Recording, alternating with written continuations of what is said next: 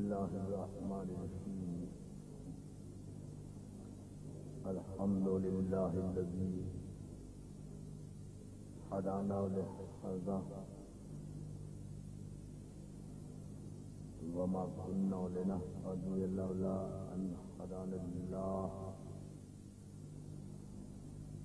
لقد جاءت رسل ربنا بالحق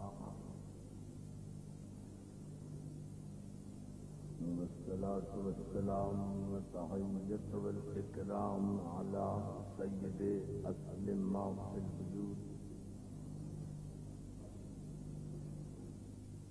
سر الله في كل موجود نقطة دائرة الوجود صاحب لواء الحمد والمقام المحمود القاسم لما سبق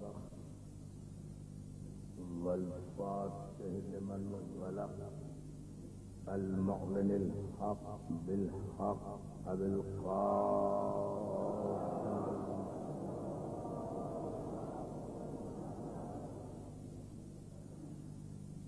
وآله الطيبين الطاهرين المعصومين المنتجبين المظلومين ولعنة الله على أعدائهم أجمعين من يومنا هذا إلى يوم الدين. أما بعد فقد قال سبحانه وتعالى في محكم كتابه الحكيم اليوم أكملت لكم دينكم وأتممت عليكم نعمتي ورضيت لكم الإسلام دينا. صلوات.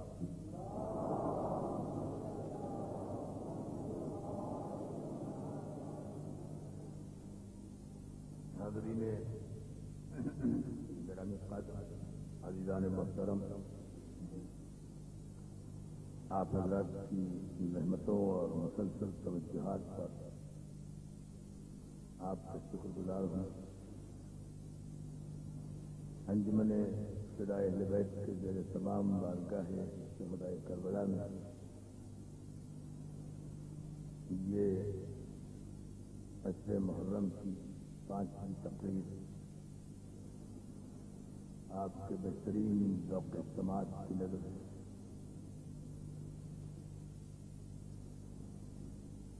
غدیر تکمیل اسلام کی منزل ہے اور عشیر آغاز اسلام کا پہلا مرحلہ ہے۔ یہ اسلام جو ان الدین عند اللہ الاسلام کی سند لے کر آیا ہے، یہ اسلام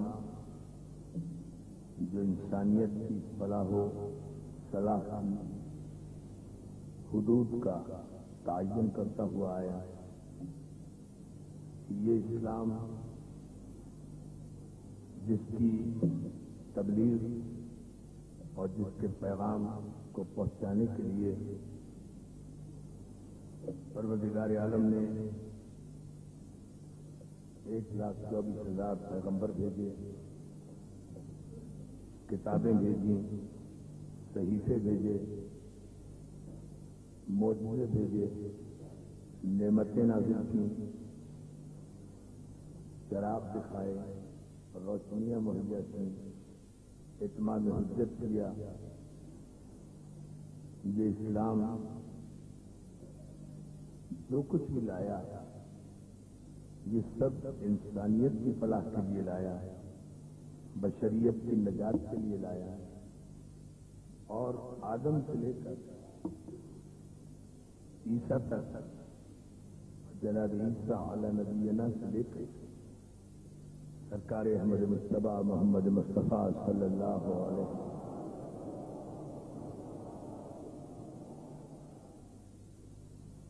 ان کے زمانے تک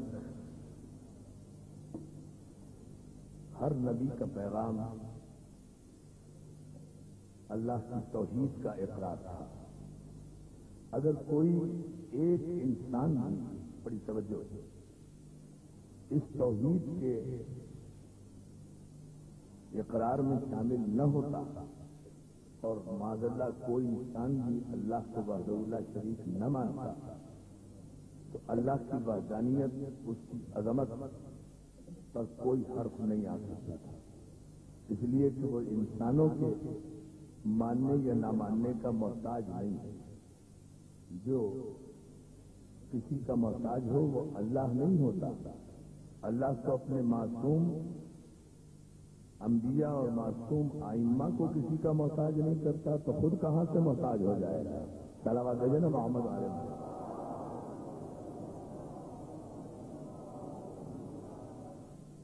اللہ نے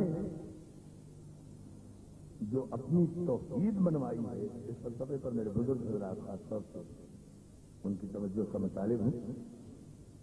اللہ نے جو اتنی شدت کے ساتھ، اتنے شد و مت کے ساتھ اپنی توحید کو منوانے کے لیے تسلسل و تواتر قائم کیا انبیاء و مرسلین کا، اور ان سب کا پیغام قولوا لا الہ الا اللہ، سب کا مقصد اللہ کی وحدانیت کو زمین تک پہنچانا، سب کا مقصد اللہ کی توحید کو انسانوں سے روشناس کرانا، وہ صرف اس لیے تھا کہ پروردگار عالم انسانیت کی سربلندی چاہتا تھا، انسانیت کا سر جھکانا نہیں چاہتا تھا، انسانیت کی فلاح چاہتا تھا۔ آپ متوجہ رہیں گے اس طرف دوستو، انسانیت کی فلاح اور انسانیت کی نجات اور ان پروردگار عالم کا مقصد تھا اور مقصد ہے۔ اگر خدا صرف سن 11 ہجری تک کے انسانوں کا خدا ہوتا، اب میں آپ کو توجہ چاہ رہا ہوں اس جملے پر، اگر خدا صرف سن 11 ہجری تک کے انسانوں کا خدا ہوتا تو 11 ہجری کے بعد جب باب نبوت بند ہو گیا تو وہ باب ہدایت بھی بند کر دیتا، لیکن اس نے غدیر کی منزل سے بلا فصل علی کی ولایت و ہدایت کا علم نصب کرا کر اللہ نے انسانوں پر یہ احسان کیا کہ ہم اپنے دامن عدل پر کوئی دھبا نہیں آنے دیں گے کہ 11 ہجری کے بعد قیامت تک آنے والے انسان یہ کہہ سکیں کہ پالنے والے 11 ہجری تک کے انسانوں میں کیا سرخاب کے پر لگے ہوئے تھے کہ تو نے ان کے لیے تو معصوم حاجیوں کا بندوبست کیا اور 11 ہجری کے بعد کسی معصوم ہدایت کا بندوبست نہیں کیا۔ اب اگر ہم گمراہ ہو گئے تو ہم سے سوال کیوں کر رہا ہے، ہم سے جواب کیوں مانگ رہا ہے، ہم صراط مستقیم سے کیوں ہٹ گئے، ہم بھٹک کیوں گئے، ہم راستہ کیوں چھوڑ گئے؟ تو نے بندوبست کیا کیا تھا ہماری ہدایت کا؟ تو اللہ نے قیامت تک کے لیے ہدایت بشریت کا بندوبست رکھا کہ جب تک انسانیت باقی ہے تب تک ہدایت باقی ہے۔ منصب نہیں بدلا، علم نہیں بدلا، شرف نہیں بدلا، حق نہیں بدلا، خلق نہیں بدلا۔ صلوات ہے محمد۔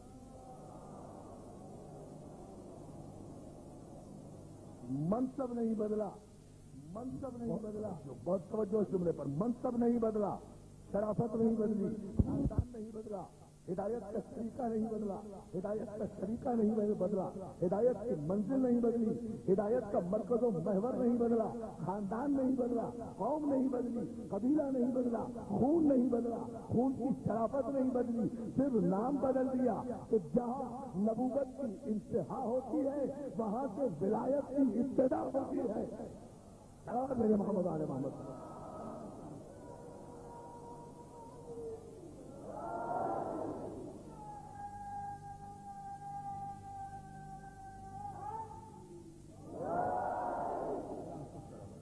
یہ ہے تو منزل جسے منزل ولایت کہتے ہیں، جہاں سے جس کا اعلان غدیر کے منبر سے ہوا، غدیر کے منبر سے جس کا اعلان ہوا ہے۔ عزیزان محترم، یہ کسی شخصیت کی بلندی کا اعلان نہیں تھا بلکہ اللہ کے تسلسل ہدایت کا اعلان تھا کہ ایک لمحے کے لیے بھی انسانیت محروم ہدایت نہ رہے، ادھر نبوت پردے میں جائے، ادھر ولایت اپنا علم لے کر سامنے آ جائے اور ہدایت کا فریضہ انجام دے۔ خدا کی قسم اگر علی کے ولایت کا اعلان ہو گیا، جیسا کہ علی کی ولایت کا اعلان ہوا، وہ ہو جاتا اور کوئی امتی اپنے مسئلے پوچھنے علی کے پاس نہ آتا تو اللہ کا مقصد بھی بیکار ہو جاتا، رسول کا اعلان ولایت بھی بیکار ہو جاتا۔ لیکن لوگوں کا تخت حکومت پر بیٹھ کر، وہاں سے اٹھ کر علی کے پوٹیے پر آ کر سوال کرنا، سوال کا جواب لینا، ہاتھوں کو چوم کر یہ کہنا کہ یا علی اگر آپ یہ مسئلہ حل نہ کرتے تو ہم ہلاک ہو جاتے، یہ اس بات کی دلیل ہے کہ اعلان ولایت اللہ کی مرضی سے ہوا تھا۔ صلوات دین محمد آل محمد۔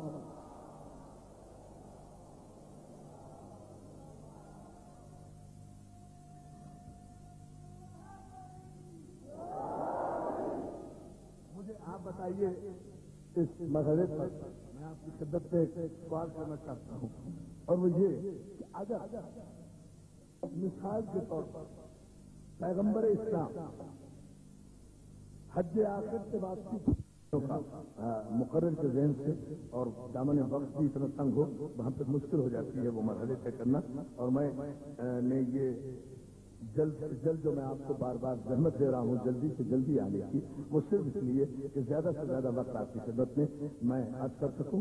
فیضان محترم، مسئلہ صرف یہ ہے کہ اگر پیغمبر اسلام چشمہ غدیر پر نہ رکتے، اگر سرکار رسالت مآب اللہ کے حکم سے آئیے پلت کی روشنی میں پالان شکر کا ممبر نہ بناتا، اگر 1,23,000 صحابہ کرام کے مجمع میں میدان میں علی کی ولایت کا اعلان نہ کرتے تو تکمیل ہدایت کا فریضہ بھی نامکمل رہتا، نعمتیں بھی تمام نہ ہوتی، اللہ بھی راضی نہ ہوتا۔ دنیا سمجھ تو نہیں رہی یہ علی کی ولایت کوئی شیعوں کا عقیدہ تو نہیں ہے۔ بھائی آپ اگر علی کی ولایت کا انکار کر دیں گے تو نہ دین کی تکمیل کی کوئی سند آپ کو میسر آئے گی، نہ نعمتیں آپ کو میسر آئے گی، اور نہ اللہ سے راضی ہونے کی کوئی سند آئے گی۔ راضی کے لکھنے سے تو کوئی رضی اللہ نہیں ہوتا۔ توجہ صلوات میرے محمد آل محمد۔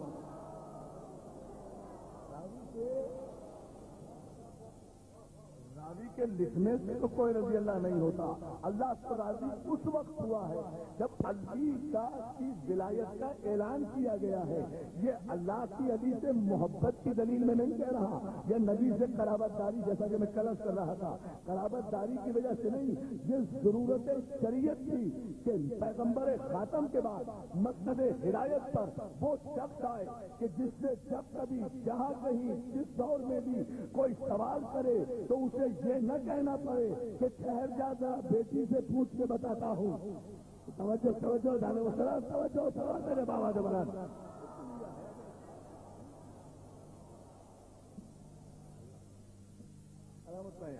اسے یہ کہنے کی ضرورت پیش نہ آئے کہ ٹھہر جا ذرا بیٹی سے پوچھ کے بتاتا ہوں، کتاب دیکھ کر بتاتا ہوں۔ دوستوں میں رات المسلم میں ایک بات کہہ رہا تھا، اسے ذرا سا ایک جملہ اضافہ کر لیں، باقی باتیں تو وہی ہوں گی، لیکن اس جملے پہ میں رات بہت زیادہ کنسنٹریٹ میں نے کیا تھا کہ یہ دنیا کو دیکھنا چاہیے، دنیا کو جاننا چاہیے، دنیا کو سمجھنا چاہیے کہ یہ عجیب منزل ہے کہ میرے پہلے امام سے لے کر آخری امام تک جتنے بھی میرے آئمہ گزرے ہیں، جتنے بھی کیا، یہی تو ہماری شرافت ہے کہ لوگوں کو اپنے امام کی نہ تعداد یاد ہے نہ ترتیب یاد ہے۔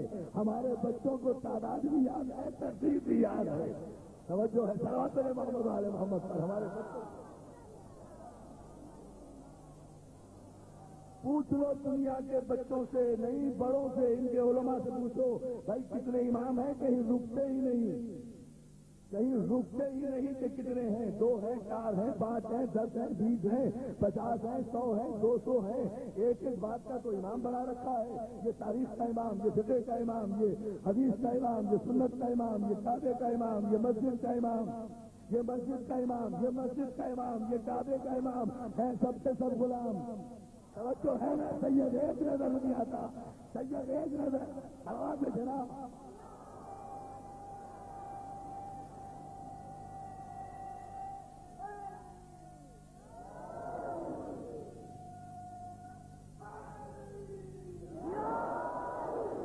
اللہ آپ کو سلامت رکھے، درود لگے بابا بلال محمد عالم۔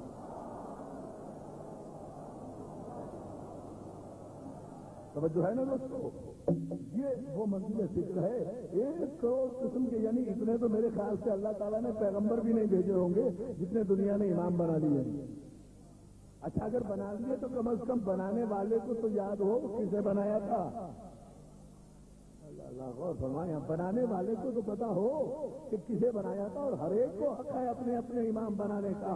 ہمیں کوئی اعتراض نہیں ہے, جنہوں نے بھی اپنے اپنے امام بنائے ہیں. ہم اعلیٰ ضرب لوگ ہیں, ہم کسی پر اعتراض نہیں کرتے, تنقید نہیں کرتے, لیکن اتنا قرآن کا فیصلہ ضرور پیش نگاہ رکھنا چاہیے. قرآن کی آیت کا فیصلہ یہ ضرور پیش نگاہ رکھنا چاہیے. جسے چاہو اس دنیا میں اپنا امام بنا لو, جتنے چاہے امام بنا لو, مگر ذہن میں یہ رکھنا کہ جب تک زندہ ہو اس دنیا میں تبھی تک تمہاری مرضی چلے گی. جب تک چاہو امام بنا سکتے ہو, بدل بھی سکتے ہو, تبدیل بھی کر سکتے ہو. حالات کے تحت, نظریہ ضرورت کے تحت, ایمرجنسی کے تحت امام بدلے جا سکتے ہیں. امام یہ تو صرف ہمارے امام ہیں جو نہ حالات میں بدلتے ہیں نہ واقعات میں بدلتے ہیں. یہ ہمارے امام ہیں جو دنیا کی تقدیریں بدلتے ہیں, خود نہیں بدلتے, خود نہیں بدلتے, خود نہیں.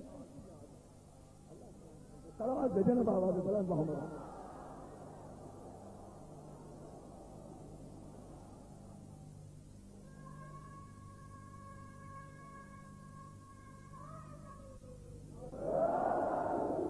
آپ کو سلامت رکھے. یہ تو ہمارے امام ہیں, لیکن ہمیں کوئی اعتراض نہیں ہے. کوئی حدیث کا امام بنائے, کوئی سنت کا امام بنائے, کوئی روایت کا امام بنائے, کوئی تاریخ کا امام بنائے, کوئی فقہ کا امام بنائے, لیکن اتنی ضرور ایک بات کو میرے دوستوں فخر کرتے ہوئے جانا اس مجلس سے یہ طے ہے کہ دنیا کا چاہے ایک امام ہو یا 1 کروڑ امام ہو, ہیں سب کے سب غلام. نہ کوئی آل رسول ہے نہ کوئی ہاشمی ہے, یا غلام ہیں یا غلام زادے ہیں. سلوات میں دینا محمد آل محمد.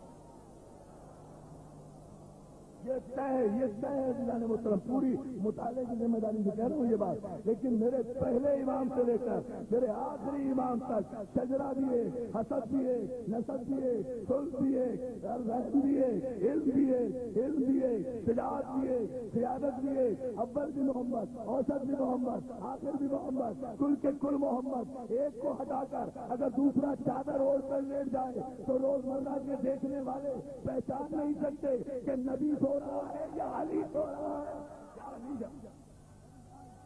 یہ ظاہری بندے دونوں ہاتھ بند کر کے پوری طاقت سے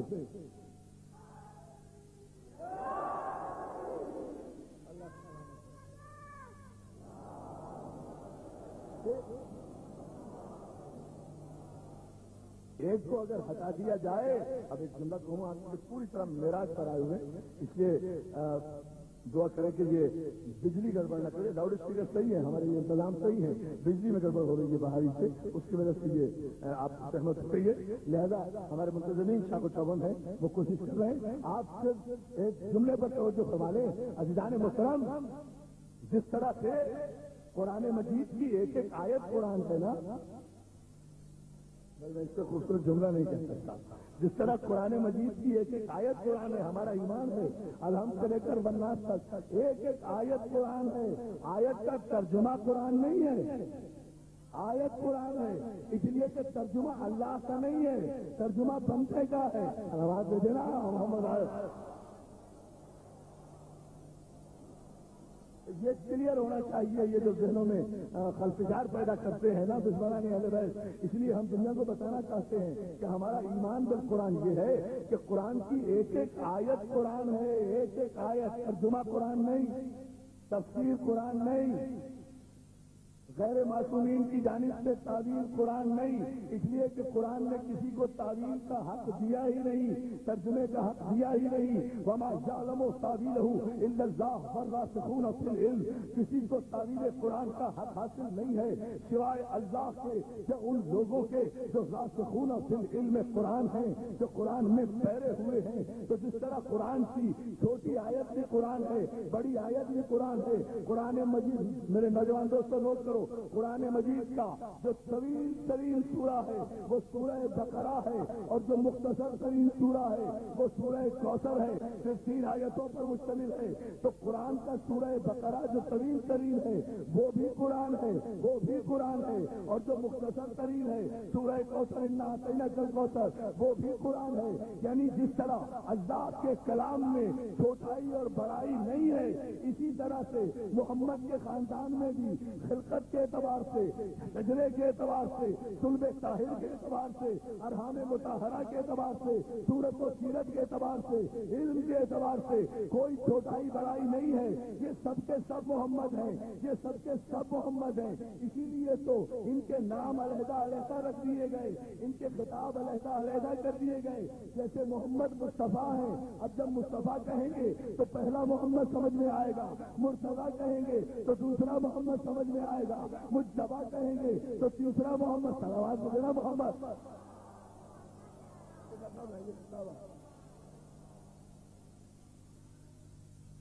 یہ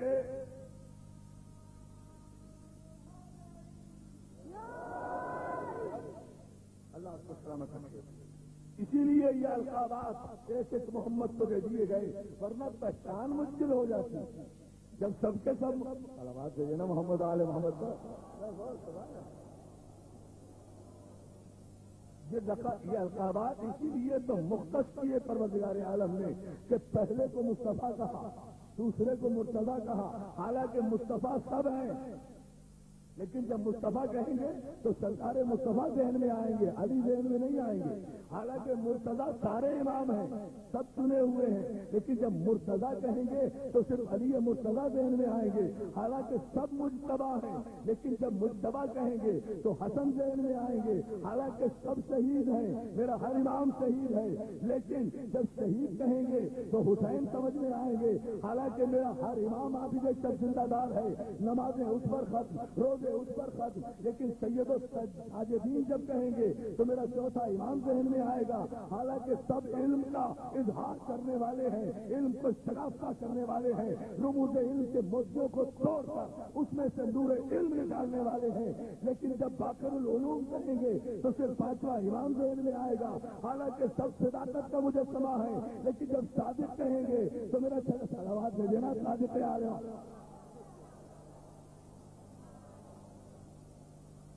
یہ میرے سارے کے سارے امام آپ دیکھتے چلے جائیں۔ عزیزان محترم، جب ہم جو بھی لقب کہیں گے تو ترتیب ذہن میں آتی چلی جائے گی، ترتیب ذہن میں آتی چلی جائے گی۔ یہی ترتیبیں ہیں جو ہماری مائیں گود میں لوریاں دیتے ہوئے اپنے بچوں کو پڑھاتی ہیں۔ ہمیں پہلا سبق ہی یہ پڑھایا جاتا ہے، بیٹے اللہ ایک۔ کیا سبق دیتی ہیں ہماری مائیں مدرسے میں جانے سے پہلے؟ اللہ ایک۔ اب بچے کی نفسیات میں بیٹھ گیا کہ اللہ ایک، پنجتن 5، امام 12، معصوم 14۔ صلوات بھیجے نا۔ اب ذہن میں ایک بات بیٹھ گئی نا کہ اللہ ایک، پنجتن 5، امام 12، معصوم 14۔ یہ ہم نے کسی کتاب سے نہیں لیا، ماں کے دودھ کی 32 دھاروں سے لیا ہے۔ اب جب یہ لیا ہے تو یہ ہم امامت، نبوت اور توحید ہمارے خون کے ذرات میں حل ہو گئی۔ اب ہم جوان ہونے کے بعد لاکھوں دنیا والے پروپیگنڈا کرتے رہے، اگر کوئی ہمارے سامنے کہے گا کہ نہیں اللہ دو، ہم کہیں گے غلط، ہماری ماں نے بتایا ہے اللہ ایک۔ توجہ سلام میرے محمد آل محمد۔ دیکھیں اور اس مسئلے کو سمجھے دوستو، ہم یقین سے کہیں گے کہ نہیں اللہ ایک۔ اگر کوئی کہے گا پنجتن 6، ہم کہیں گے نہیں پنجتن 5۔ اگر کوئی کہے گا امام 11، ہم کہیں گے نہیں امام 12۔ اگر کوئی کہے گا معصوم 15، ہم کہیں گے نہیں۔ ساری دنیا کی کتابیں ایک طرف، معصوم 14۔ توجہ ہے نا، گننے میں 14، دیکھنے میں 1۔ آپ نے غور ہی نہیں کیا، میں جس دیر کے لیے آپ کو جس سماج کے معیار پر لا رہا ہوں نا، گننے میں 14، دیکھنے میں ایک، صورت میں ایک، شکل میں ایک، ارے ہماری تو حیثیت کیا ہے؟ یہ روزمرہ جو سلام کرنے آتا تھا نا در رسول پر جبریل، جھولا جھلانے جو آیا کرتا تھا، یہ روزمرہ کا دیکھنے والا بھی پریشان ہو جاتا تھا۔ اسی پر تو کسی شاعر نے کہا کہ اللہ نے اس شان سے، اللہ نے اس ڈھب سے سنوارے ہیں محمد، اللہ نے اس طرح سنوارے ہیں محمد۔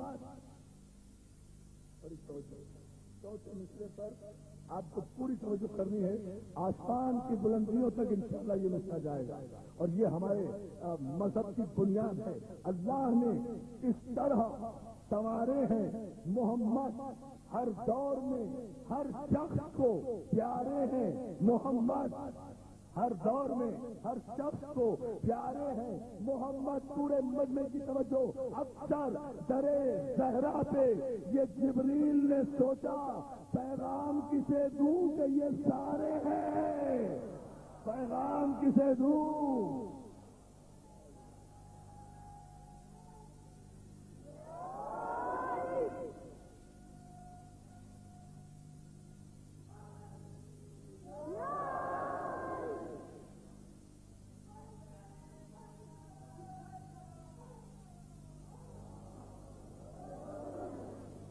نہیں مل کر سلوات ہے محمد علیہ وسلم۔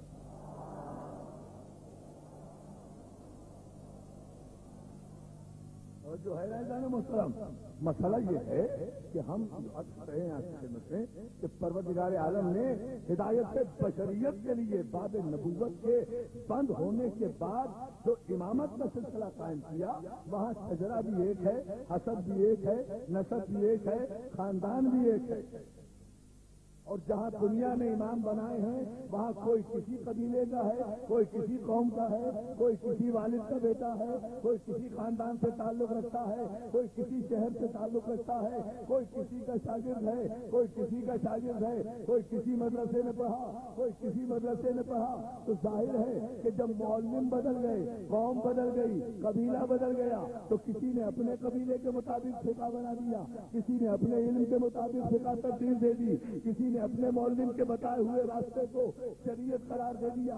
یہی وجہ ہے عزیزان محترم، فخر کرتے ہوئے جاؤ، یہی وجہ ہے کہ بظاہر فقہ کے اعتبار سے، فقہ شریعت کے اعتبار سے دنیا کے چار امام، امام اعظم، امام مالک، امام شافعی، امام احمد بن حنبل رحمۃ اللہ علیہ، ہم سب کا احترام کرتے ہیں، سب کی فقہوں کا احترام کرتے ہیں، ہم کسی کو بے احترامی کی نگاہ سے نہیں دیکھتے، لیکن اتنی بات تو طے ہے کہ یہ چاروں کے چاروں امام مختلف فقہوں سے، انہوں نے جو فقہ دیے یہ مختلف قبیلوں سے تعلق رکھتے تھے، مختلف خاندانوں سے تعلق رکھتے تھے، اس لیے امام اعظم کے فقہ سے امام مالک کا فقہ نہیں ملتا، امام مالک کے فقہ سے امام احمد بن حنبل کی بات نہیں ملتی، امام احمد بن حنبل سے امام شافعی کا عقیدہ نہیں ملتا۔ دنیا کے چار امام، چار فقہ، چاروں ایک دوسرے سے اختلاف کرتے ہیں، میرے 12 امام ایک فقہ۔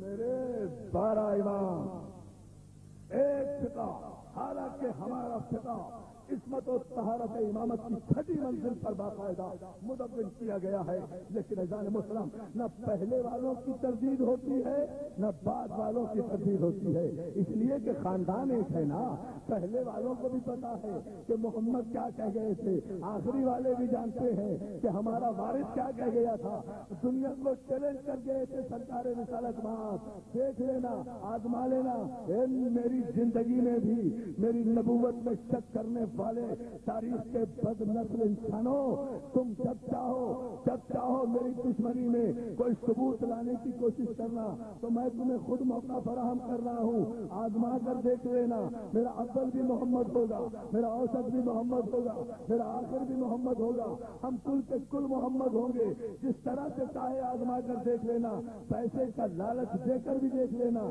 خنجر چلا کر بھی دیکھ لینا، زہر دے کر بھی دیکھ لینا، قید خانوں میں بیچ کر بھی دیکھ لینا، بیٹیاں دے کر بھی دیکھ لینا، محمد ہوگا، محمد ہوگا۔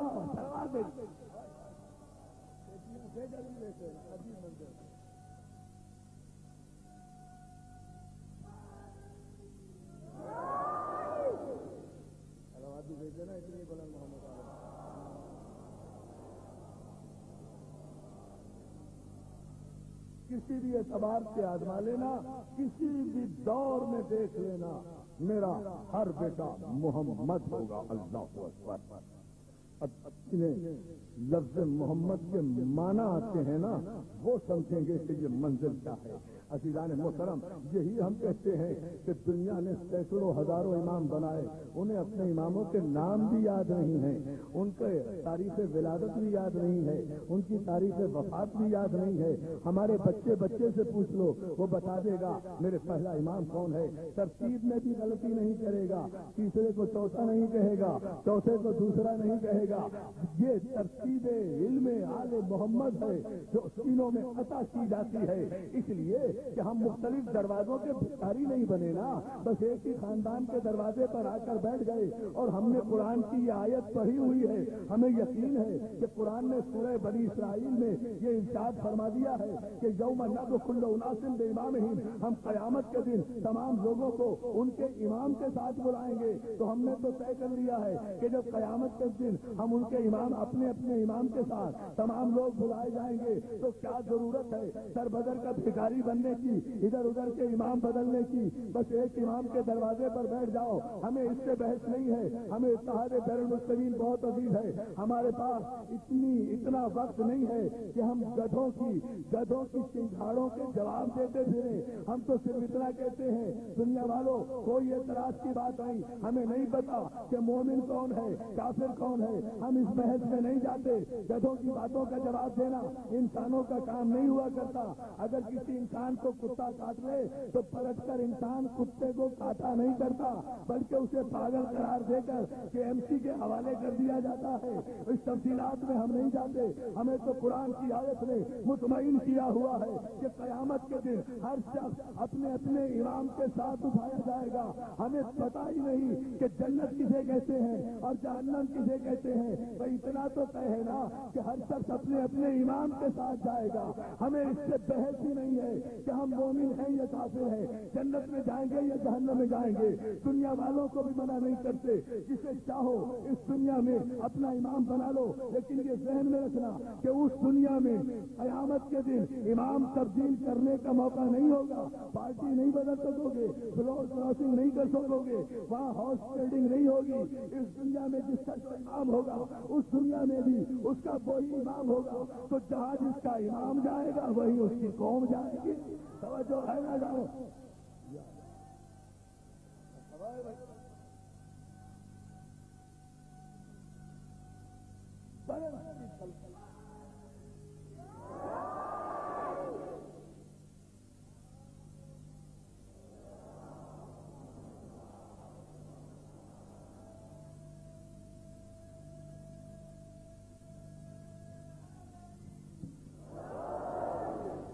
جہاں تو یہ ہدایت کا علم جو پیغمبر نے غریر میں نصب کیا تھا، میں کل آپ کی خدمت میں عرض کر رہا تھا، یہ تقوی کی بنیاد تھا، حکم الہی کے نتیجے میں تھا، برادرانہ رشتے کے نتیجے میں نہیں تھا۔ اگر پیغمبر کی بات، ابھی ہم گفتگو کر رہے تھے اپنے گھر میں بیٹھے ہوئے مجلس میں چلنے سے پہلے اپنے دوستوں سے کہ یہ عجیب بات ہے، اگر پیغمبر اسلام کو رشتے داری کی بنیاد پر عزیزان محترم عزتیں دینا ہوتی تو پھر پیغمبر اسلام ابو طالب کو باپ نہ کہتے اور ابو لہب کو کافر نہ کہتے۔ سلامات بھیجے، میں جملہ کہتا ہوں، آپ نے غور نہیں کیا۔ ابو طالب کو باپ کہہ کے نہ پکارتے، چچا وہ بھی ہے، چچا یہ بھی ہے، ابو طالب بھی چچا ہے، ابو لہب بھی چچا ہے۔ اب دیکھیں پیغمبر اسلام کی صورت کہ ابو طالب کو پیغمبر اپنا باپ کہہ کے پکارتے ہیں، ان کی تعظیم کے لیے اٹھتے ہیں، ان کے سینے پر سوتے ہیں، ان کے دسترخوان پہ کھاتے ہیں، ان کی سال وفات کو سال عزاداری قرار دیتے ہیں۔ جناب خدیجہ الکبریٰ اور جناب ابو طالب کا انتقال ہوا ہے، پورے سال پیغمبر نے عزاداری کی ہے۔ یہ پہلی شرعی عزاداری تھی جو حکم رسول سے قائم ہوئی۔ حالانکہ ابو طالب نہ کسی خنجر سے مارے گئے، نہ لیکن تلوار سے مارے گئے، تبھی عمر پا کر انتقال فرمایا ہے، لیکن اتنا احترام تھا، جانتے تھے پیغمبر کہ اس ابو طالب کے خون ہی پر آگے چل کر اعتراض ہوگا، اس لیے ابو طالب کے سال انتقال کو سال بھر تک سال حزن قرار دے دیا، عام الحزن قرار دیا۔ 10 دن نہیں، سال بھر تک میرے چچا ابو طالب اور خدیجہ الکبریٰ کے انتقال کا غم مناؤ، اس کی عزاداری کرو۔ تو صحابہ اکرام نے 1 برس تک ابو طالب کا غم منایا یا نہیں، خدیجہ الکبریٰ کا غم منایا یا نہیں؟ ارے غم منانے ہی کو تو عزاداری کہتے ہیں۔ تم کیسے صحابہ کے ماننے والے ہو کہ صحابہ تو حکم رسول کے تحت 1 برس تک عزاداری کریں، تم سے 10 دن تک حسین کی عزاداری برداشت نہیں ہوتی؟ 10 دن تک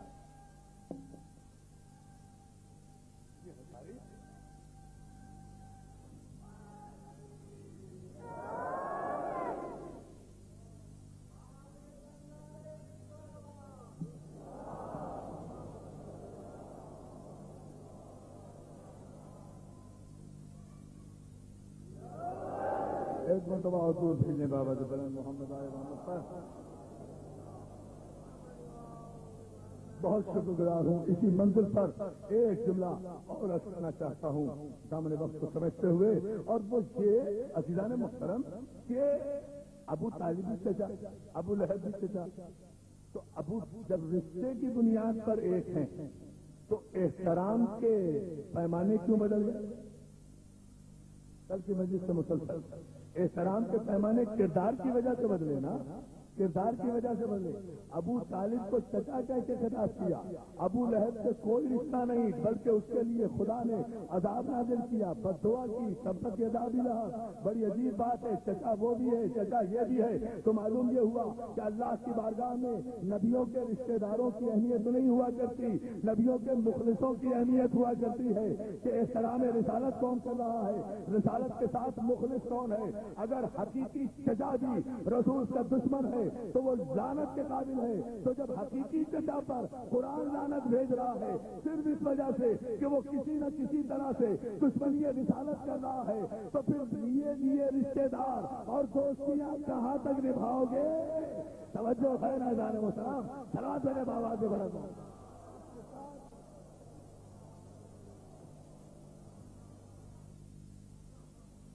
بلند اور دور بھیجیں ایک مرتبہ اور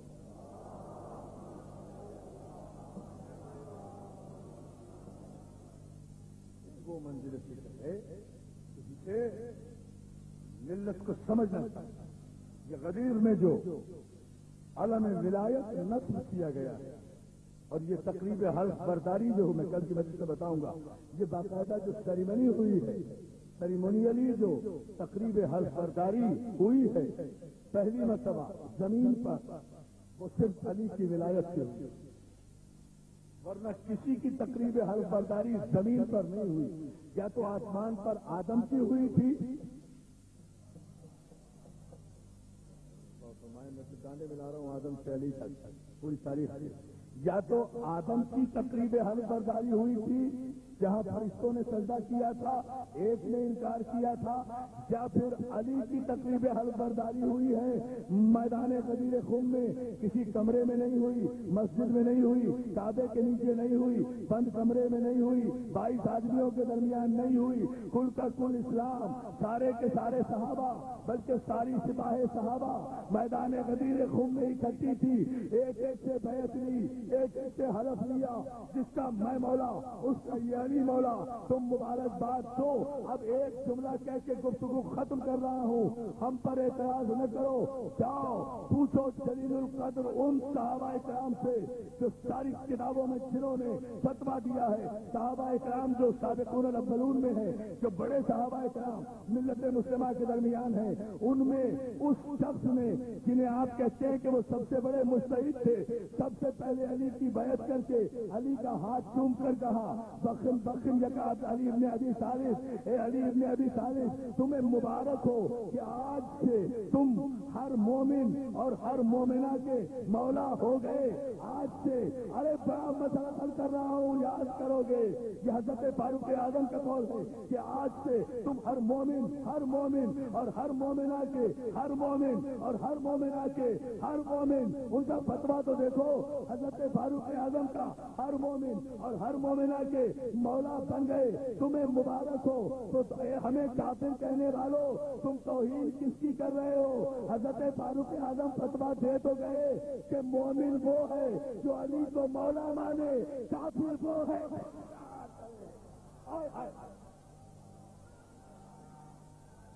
ختم ہو گئی بات.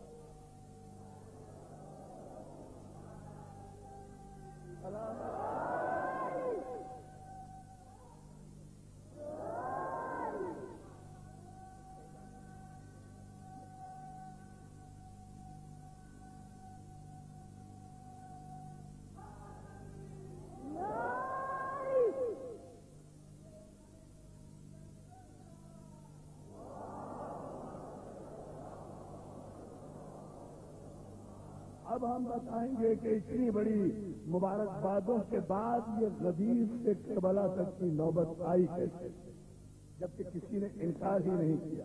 یہ انشاءاللہ ہم کر کے مجلس سے بات کرنا شروع کریں گے آپ کی خدمت میں کہ یہ اتنی بڑی اتنی عظیم مبارکباد کے بعد، اتنی بڑی تقریب حلف برداری کے بعد، اعلان ولایت کے بعد یہ نوبت آئی کیسے کہ کربلا بنی. جب علی مولا ہو چکے تھے اور سب مان چکے تھے تو پھر یہ 50 برس کے عرصے میں کون سی قیامت آ گئی کہ حقیقت منزلت اسلام گرتے گرتے گرتے انحطاط کے اس مرحلے پر پہنچی کہ یزید امیر المومنین بن کے بیٹھا، جس کا نہ حسب صحیح نہ نسب صحیح. ایمان کو تو چھوڑیں اور سب چپ ہیں، کوئی بولنے والا نہیں ہے سوائے اس کے جو ذریت ابراہیم تھا، سوائے اس کے جو امامت کا تاجدار تھا، سوائے اس کے جو نسل اسماعیل تھا، سوائے اس کے جو پاسبان رسالت کا پوتا تھا، سوائے اس کے جو نگہبان نبوت کا لال تھا، سوائے اس کے جو صاحب ذوالفقار کا بیٹا تھا، سوائے اس کے جو بطول ماں کا لال تھا. چلو سلام کریں ایسے آستانے کو، حسین پال کے جس نے دیا زمانے کو. یہاں آج ہمارے انجمن افزائے اہل بیت کے نوجوان اور ساری ملت کے نوجوان مولا ان کی جوانیوں کو سلامت رکھے. بڑی قیامت خیز انداز میں ایک جوان کا تذکرہ سنیں گے، ایسے جوان کا تذکرہ کہ جو صورت میں، سیرت میں، رفتار میں، گفتار میں، کردار میں رسول خدا سے مشابہ تھا، جسے حسین رخصت کرنے لگے ہیں تو چلتے چلتے آسمان کی طرف رخصت رہا ہے. پروردگار گواہ رہنا، پروردگار گواہ رہنا کہ میں اس جوان رانا کو بھیج رہا ہوں تیری بارگاہ میں قربان ہونے کے لیے کہ جو صورت و سیرت میں تیرے رسول کی ہو تصویر ہے. آپ سمجھ گئے میرے نوجوان دوستو، آج آپ کس کا تابوت یہاں برآمد کریں گے؟ آج شہزادہ علی اکبر کا تابوت برآمد کریں گے. اور جب میں اکبر کہہ دیا کروں تو دوستو پھر کچھ کہنے کی ضرورت نہیں رہتی، اس لیے کہ اکبر نام ہے زینب کی تمنا.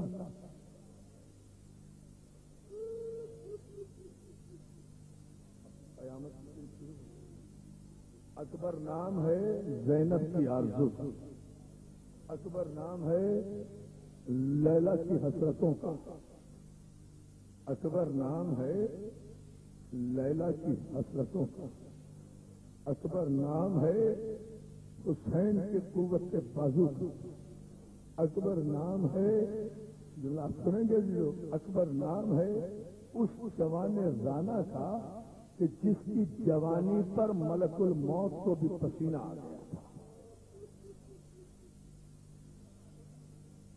اور اگر سن سکتے ہیں تو سن لیجئے، یہی محرم کی 6 تاریخ اور 5 یا 6 تاریخ تھی. عراق کے عالم دین شیخ مہدی حرم امام حسین میں مجلس پڑھ رہے تھے، علی اکبر کی شہادت پڑھ رہے تھے۔ اب حسین کا حرم ہو، کربلا ہو، محرم کی تاریخ ہو، علی اکبر کی شہادت ہو، پڑھنے والا عالم دین ہو، آپ اندازہ کریں کیا قیامت نہیں آ گئی ہوگی مجلس میں۔ دنیا بے ہوش ہو گئی، دنیا ٹکرے مار مار کے رونے لگی، سب حسین کو پرسہ دینے لگے، سب حسین کو پرسہ دینے لگے۔ جوان بیٹے کا شیخ مہدی یا عالم دین ذاکر چلے گئے مجلس پڑھ کر، نماز عشاء پڑھ کر تھوڑی دیر بیٹھے تھے کہ ذرا سی شیخ مہدی کی آنکھ لگ گئی۔ عزادارو شہادت کو مکمل نہیں پڑھ سکوں گا، المحسن میں پڑھوں گا، مگر یہ جملہ بھی شہادت سے کم نہیں ہوگا۔ تھوڑی سی آنکھ لگی تھی شیخ مہدی کی کہ خواب میں رسول اللہ کو دیکھا۔ کس طرح دیکھا؟ سر پر امامہ نہیں تھا۔ خدا کے لیے عاشور کے دن کبھی امامے سر پر نہ رکھا کرو، اس لیے کہ زینب کی چادر باقی نہیں رہی تو تمہارے اماموں کی کیا ضرورت ہے۔ رسول کے سر پہ امامہ نہیں تھا، رسول کا امامہ ان کی گردن میں پڑا ہوا تھا، آنکھوں سے اشک جاری تھے۔ شیخ مہدی کے خواب میں آ کر کہا، مہدی تو نے بڑا غضب کر دیا اکبر کی شہادت پر کر۔ مہدی خواب ہی میں رسول اللہ کے قدموں میں گرا، گر کر کہتا، یا رسول اللہ میرے ماں باپ آپ سے قربان، کیا مجھ سے کوئی غلطی ہو گئی مولا؟ کیا کوئی خطا ہو گئی؟ کوئی روایت غلط پڑھ دی؟ آپ تشریف فرما دیں، معاف فرما دیں۔ کہا نہیں کہتے مہدی، تو نے اکبر کی شہادت بھی ٹھیک پڑھی، تو نے مجلس بھی ٹھیک پڑھی، گریا بھی بہت ہوا حرم حسین میں، ارے لیکن ہم اہل بیت جب سے پریشان ہیں، جب سے تو نے اکبر کی شہادت پڑھی ہے، سارے پنجتان شام میں زینب کے پاس ہے، اس وقت سے میری زینب بے ہوش ہے، کبھی علی ہوش میں لا رہے ہیں، کبھی فاطمہ جا رہی ہے، اور زینب کی جب آنکھ کھلتی ہے تبھی کہتی ہے، ہائے میرا 18 برس کا جزاک اللہ جزاک اللہ۔ بھائی کیا پرسہ دے رہے ہیں؟ ہاں مولا سلامت رکھے علی اکبر کا مطلب کرنے والوں کو۔ شیخ مہدی میری زینب کو ہوش نہیں ہے، میری زینب کو ہوش نہیں آ رہا۔ سودادارو یہ سوچ کر اکبر کا ماتم کیا کرو، یہ سوچ کر اکبر پر رویا کرو کہ شہزادی زینب کو بڑی حسرت ہے۔ زینب نے یہی تو کہا تھا، بھیا میرے 2 ہی بچے ہیں، میری اور کوئی نسل نہیں ہے، اور محمد قربان کر دوں شاید میرا اکبر بچ جائے۔ میں کروں گا جناب محمد کے بارے میں بعد میں پروردگار کیا کون سا امتحان نہیں لیا تو نے آل محمد سے۔ زینب کہتی ہے بھیا میں اگر آل محمد کو قربان کر دوں تو کیا میرا اکبر بچ جائے گا؟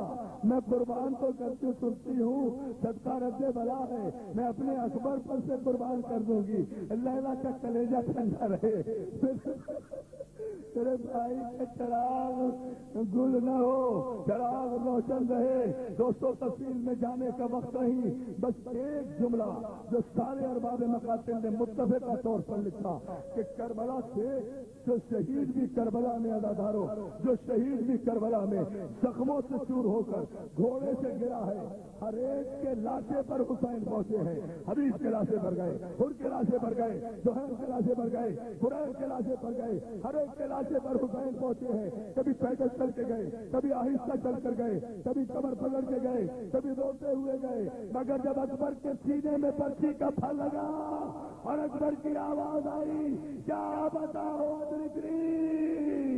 حسین زمین سے اٹھے، اٹھ کر گرے، گر کر پھر اٹھے، پھر چلنا چاہا۔ یہ جملہ سن لو، میں جس ختم کر رہا ہوں، تابوت برآمد ہو جائے گا، مگر یاد رکھو گے یہ مسائل۔ میرے نوجوان دوستوں، جی بھر کے جناب زینب کو پرسہ دینا، جی بھر کے ماتم کرنا، مولا تمہاری جوانیوں کو سلامت رکھے۔ روتے رہو دلارو۔ حسین 3 مرتبہ اٹھے، اٹھ کر گرے، جب حسین سے چلا نہیں گیا تو علماء مقاتل نے لکھا کہ پدر پر لاش پسر، زانو پر زانو رسی۔ حسین اکبر کے لاشے پر ایسے ایسے پہنچے جیسے 6 مہینے کا بچہ گھٹنیوں چلتا ہے. جاتے جاتے کیسے جا رہے تھے؟ اے عرض کربلا میرا چاند کہاں گیا؟ اے بابا شاہ نجات مجھے نظر نہیں آتا، مجھے راستہ دکھا دو. ٹھوکرے کھاتے ہوئے اکبر کے قریب پہنچے. اکبر کے قریب آ کر پہلی مرتبہ کہا اکبر غریب باپ آ گیا، غریب باپ آ گیا. بوڑھے باپ نے 18 برس کے جوان والا تھا اٹھایا، اسی کا تابوت آ رہا ہے.